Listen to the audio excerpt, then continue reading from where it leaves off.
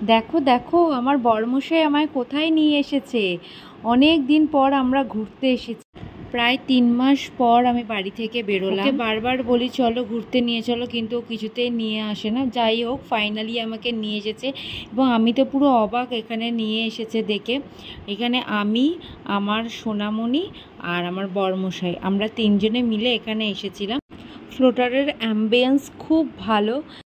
এখানে ফ্যামিলির সাথে টাইম স্পেন্ড করার জন্য খুব স্পেশাল জায়গা এটা, এবং এখানকার খাবার দাবার কোয়ালিটিও খুব ভালো ছিল। বাট আমরা ভেতরে বসতে পারতাম, কিন্তু বসিনি, কারণ বাইরের অ্যাম্বিয়েন্সটা আরও বেশি ভালো লাগছিলো। পুরো গঙ্গার ধারে, ও দারুণ লাগছিল। আর এই দেখো আমার বড়মশাই সোনামণিকে কোলে নিয়ে দাঁড়িয়ে আছে। আমরা খাবারে অর্ডার করেছিলাম চাউমিন আর ড্রাই চিলি চিকেন, খুব টেস্টি ছিল এবং খুব সুন্দরভাবে আজকে আমাদের দিনটা কাটলো। যদি তোমাদের এটা ভালো লাগে অবশ্যই লাইক, শেয়ার এবং কমেন্টস করতে একদম ভুলবে না।